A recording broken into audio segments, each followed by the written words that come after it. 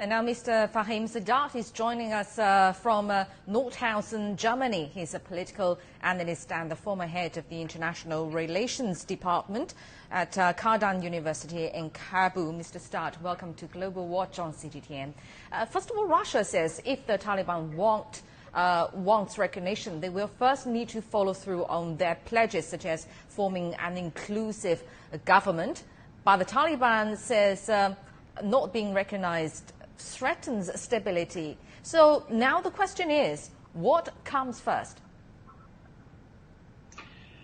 Well, for the Taliban at the moment, in-group unity and cohesiveness comes first, because when they were an insurgency, they were united effectively against a common goal, which was driving the foreigners out of the country. Now, as they are changing or transferring from a insurgency group into a governing body, and there are relatively cleavages and frictions within the Taliban. There are the hardliners and the moderates. And in order to keep that unity, which is vital for the Taliban in order to be a governing body and a balanced power, they did prioritize the unity, and as apparently it seems the hardliners are dominant.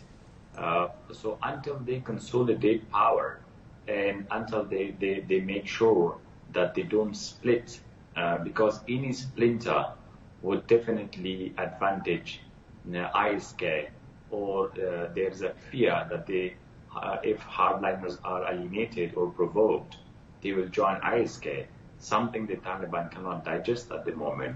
So for the Taliban, internal unity to remain a balanced power is much more important. And they cannot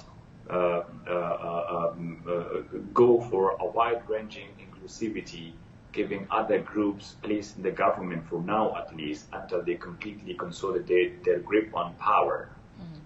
So I think any inclusivity at the moment would come gradually and not that soon. Indeed. Well, but they certainly promised reforms to their government because they say the Taliban says the current government is not the final version. But apart from that, security is also another major concern for participants in the Moscow talks, because a grenade attack in Kabul injured 6 the same day the meeting was taking place. So how convincing have the Taliban been in assuring the world that the situation is not uncertain, is under control? Well, there is relative security. And I think when the Taliban took over Kabul, they did meet the immediate challenge of the resistance 2.0. They get rid of that resistance for now at least. But ISK or Daesh Khorasan branch is rising. And the Taliban are now at the same time facing the humanitarian and as well as economic and financial meltdown crises in the country. And also they are still consolidating power, which means that ISK is taking the advantage of this because the Taliban are still not completely free to root out the ISK or completely give their attention to that. And that is why there has been incidents, as we saw in the north of Afghanistan, in Kunduz province, in one of the incidents in Kandahar, and also yesterday in Kabul. That means the Taliban are still consolidating, and there is a relative security.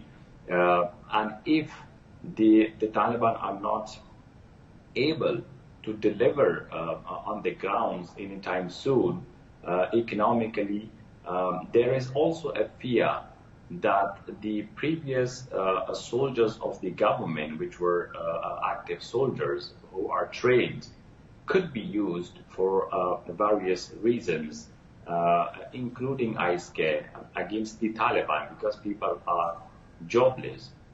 Also, there will be which is still happening, large amount of migrations.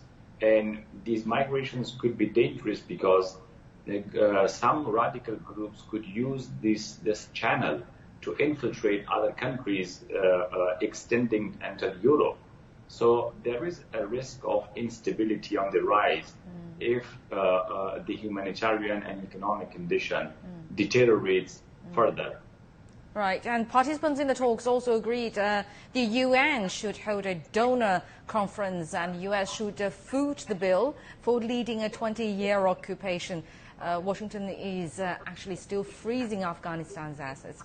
What leverage do you think Taliban has and regional players and also regional players have in addressing the country's economic crisis? Well, one thing is clear, that the current humanitarian and economic crisis is the result of the 21 years intervention led by the US. And this is not solely an Afghan-made crisis. So the US has a huge responsibility, and also the European countries, because any flow of migration would threaten the stability and security of European countries in particular. So the UN as an international body has to take the initiative, and the US has to pledge support to Afghanistan, because whatever we see today is what is being left behind by these people. But in case there is still an abandonness by the US, I think our immediate neighbors, such as Pakistan and Iran, can help us with some concessions, particularly in the import and export with tariffs, etc. Also helping us with the equipments that are necessary, particularly in the telecommunications sector and other. And most importantly, China as a rising global power can invest in Afghanistan, which will run the lifeline of the Afghan economy. Like linking Afghanistan to CPIC and other investment projects in the mining sector. And we should not forget that Afghanistan has around 3 trillion these rare earth minerals. So I think the Taliban can look to China as an economic partner in order to operationalize the economy of Afghanistan in the coming. People's livelihoods always comes first. All right, thank you very much, Fahim Sadat, political analyst and the former head of the International Relations Department at the Kardan University in Kabul, joining us from Nordhausen, Germany. Thank you very much for your insight. Now let's turn to Ethiopia.